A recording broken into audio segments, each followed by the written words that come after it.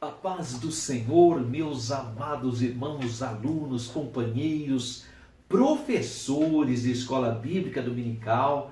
Que alegria chegarmos na aula de número 12, que diz: esperando, mas trabalhando no reino de Deus. Esperando, mas trabalhando no reino de Deus. 23 de dezembro, e eu já quero desejar para você, para sua família, para sua classe de escola bíblica dominical, um feliz Natal, um Natal de saúde, de bênção, de alegria. Vamos celebrar, o Verbo se fez carne. Glória a Deus nas alturas. Que Deus continue abençoando a vida de vocês. Nosso texto áureo: cada um administre aos outros o dom, como recebeu, como bons dispenseiros da multiforme graça de Deus. 1 Pedro 4,10. E a nossa verdade prática declara: enquanto vigilantes aguardamos a volta de Cristo, devemos trabalhar diligentemente na causa do Mestre. É isso mesmo. Então, enquanto nós estamos aguardando a trombeta soar, como estudamos na última lição, a lição de número 11 das 10 virgens, enquanto nós esperamos a iminência da volta, nós não devemos ficar parados, não. Nós temos que trabalhar para o reino do Senhor. Vamos pensar um pouco nesse texto áureo de 1 Pedro, capítulo 4, versículo 10. O contexto está aqui no capítulo 4, mas o que me chama a atenção nesse versículo especificamente é esse final aqui, multiforme graça de Deus. A palavra multiforme se deriva do termo grego polupoikilos, em forma adjetivada encontrada somente aqui no Novo Testamento, cujo significado é multilateral, usado para indicar quadro, flores e vestimentas de várias cores. Na versão grega da Septuaginta, do original hebraico para o grego, a capa de muitas cores presenteadas lá pelo patriarca Jacó a José é descrita com essa palavra, multiforme. Interessante, não é? Esse vocábulo pinta a sabedoria divina como algo que tem muitíssimas facetas, dotado de uma enorme variedade de operações, com os mais variados modos de manifestações e expressões, por ser algo que é digno de ser contemplado. Quando eu vejo isso aqui, a multiforme, sabe o que eu lembro? A gente chama de aquela manifestação que acontece na Antártica, acho que também no Polo Norte, a boreal, né? A aurora boreal, né? Que ela traz uma série de cores, né? Se você já viu o que eu estou falando, ela tem multicores, a aurora boreal, né? Que fala. Pois é, então ela tem uma expressão plural de coloração. Por ser algo que é digno de ser contemplado devido às suas muitas e excelentes variações e realizações. Um pai da igreja na patrística chamado Gregório de Nissa, ele estava escrevendo na sua homilia 8ª sobre Cantares de Salomão. Ele nos fornece uma notável interpretação dessa ideia de multiforme, que vários expositores acabaram aludindo. Ele diz, o Gregório de Nissa, um dos pais da igreja: antes da encarnação de nosso Salvador, os poderes celestiais conheciam a sabedoria de Deus como algo simples e uniforme, que efetuava maravilhas de modo consoante com a natureza de cada coisa. Nada havia de poiquilon, de multiforme, de multicolorido, mas agora, por meio da oikonomia, dispensação, plano, que diz respeito à igreja e à raça humana, a sabedoria de Deus não é mais conhecida como algo uniforme, e sim como algo polupoikilos, ou seja, multiforme, variegado, produzindo contrários por meio de contrários, mediante a morte, a vida, a desonra, a glória, o pecado, a retidão, mediante a maldição, a bênção, mediante a fraqueza e o poder. O invisível se manifestou em carne, veio para remir cativos, sendo ele mesmo o adquiridor e sendo ele mesmo o preço. Graças a Deus. Essa multiforme sabedoria de Deus que fala aqui no nosso textuário, que possamos ser piedosos e cheios do temor do Senhor, abençoando responsavelmente as pessoas através do dom que Deus nos outorgou. A leitura bíblica dessa lição está em Mateus capítulo 25, versículos 14 a 30. A interação, o apóstolo Pedro fala dessa nossa responsabilidade no desenvolvimento de nossos dons, ao dizer que cada um deve administrar aos outros o dom como recebeu, como bons dispenseiros da multiforme graça de Deus, multiforme, da colorida sabedoria de Deus.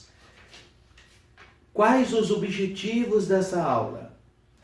Primeiro, interpretar a parábola dos 10 talentos. Segundo, incentivar a utilização consciente e responsável dos talentos recebidos de Deus. E 3, conscientizar de que nosso dever é trabalhar até o arrebatamento, até a vinda de nosso Messias, de nosso Salvador, o desejado das nações, o Senhor Jesus Cristo. A introdução fala que a parábola dos talentos retrata um senhor que viaja para fora do país e deixa suas posses debaixo da responsabilidade de seus servos. Enquanto ele estiver ausente, os servos deverão negociar, investir os seus bens para terem lucro.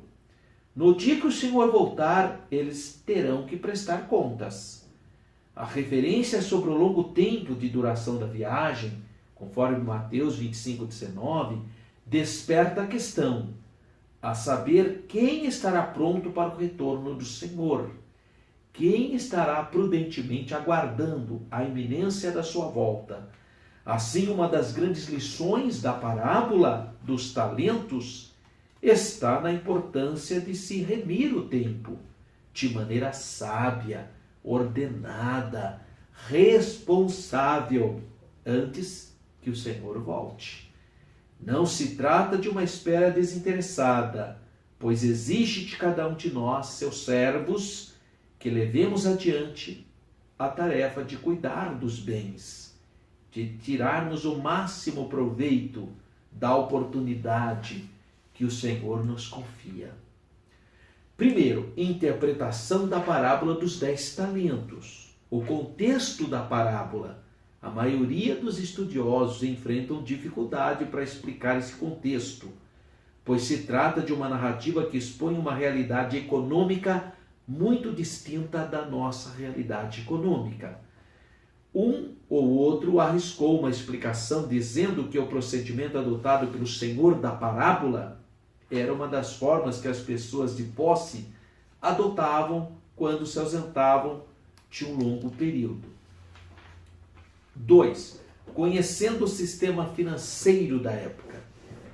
Bom, os estudiosos destacam ainda que, embora Jesus usasse, via de regra, suas parábolas, imagens da vida no campo, dos trabalhadores braçais e até da família, Nesta, o Senhor tomou exemplos do sistema financeiro, pelo fato de que naquela época tal sistema era um assunto corriqueiro. Essas parábolas que Jesus fala têm a ver com o cotidiano do povo de Israel há 2000 anos atrás. Assim, ainda que elas não tivessem posses ou fossem pobres, elas tinham conhecimento mínimo do sistema. Elas entendiam também que as pessoas que tinham muito dinheiro eram as que possuíam maiores condições de multiplicar os seus bens. 3. A motivação e o significado da parábola. Pelo contexto escatológico, escatologia são assuntos das últimas coisas, em que foi contada, muito provavelmente a parábola dos talentos tem como finalidade retratar o período que abrange desde a ascensão do Senhor até a sua vinda. E ela foi dirigida aos seus discípulos, com o objetivo de alertá-los a ter uma vida pautada, uma vida focada nos valores do Evangelho. O homem rico, a quem os servos se referiam como Senhor, que iria partir, é uma representação do Senhor Jesus Cristo. A viagem a um país distante se refere à sua ascensão aos céus após a sua ressurreição. Os servos eram inicialmente os 12 discípulos, a quem Jesus dirigiu a parábola. Em um sentido mais amplo, mais lato, mais horizontal, refere-se a todas as pessoas que nasceram de novo, como é o seu caso, como é o meu caso. Os talentos são os dons que o Senhor entregou aos seus servos. A volta do Senhor dos talentos seria equivalente à segunda vinda do Senhor. A aprovação elogiosa que o Senhor fez aos seus servos no seu retorno refere-se aos galardões que se podem esperar. O galardão lá de 2 Coríntios capítulo 5, versículo 10. Já a condenação do servo que negligenciou sua responsabilidade em relação ao talento é uma advertência contra o não uso ou o uso indevido de dons. Então, o resuminho dessa primeira parte da lição declara: desenvolver os talentos ou dons é a grande mensagem desta parábola. Nós temos um subsídio exegético que vai falar da origem, da exegese da palavra talento, do comentário bíblico pentecostal, e o item 2, usando a nossa capacidade para o reino de Deus. Primeiro, o Senhor reparte seus talentos segundo a nossa capacidade. Todos nós temos um talento. Todos. Qual é o seu talento? Qual a sua capacidade? Então, nós temos que compreender a respeito disso. A parábola mostra a diferença de responsabilidade, pois diferimos um dos outros na quantidade dos dons recebidos. Note que, apesar de os servos terem recebido uma quantidade diferente de talentos, que foram distribuídos de acordo com a capacidade de cada um, a recompensa pela dedicação de cada um deles é uma tarefa igual. 2. A capacitação do homem por Deus. Então, você lê na Bíblia toda que Deus capacita pessoas. Então, muitas pessoas falam: eu não tenho condições. Não, mas Deus te dá condições. Se você realmente exercer a fé na bendita palavra do Senhor, as portas se abrem. Tá? Os dons se desenvolvem, se desabrocham no indivíduo. Então, Deus nos faz capazes. Deus nos dá sabedoria. A Bíblia diz: se alguém não tem sabedoria, peça a Deus que Ele dá liberalmente. Então, reconhecer que a nossa capacidade vem de Deus é muito importante. Porque aí você é uma pessoa agradecida, porque você sabe que a sua capacidade vem do Senhor. E 3, o acerto de contas, a responsabilidade de desempenhar determinada missão na obra de Deus é de tal envergadura que a parábola que estamos estudando fala sobre acerto de contas com o Senhor. Nós vamos ter que acertar contas com o nosso Criador, mais cedo ou mais tarde. Então, as pessoas prudentes estão sempre se capacitando, buscando a presença de Deus, e as imprudentes não estão percebendo, não estão tendo discernimento que mais cedo ou mais tarde nós teremos que prestar contas ao Senhor, nosso Deus, nosso Criador.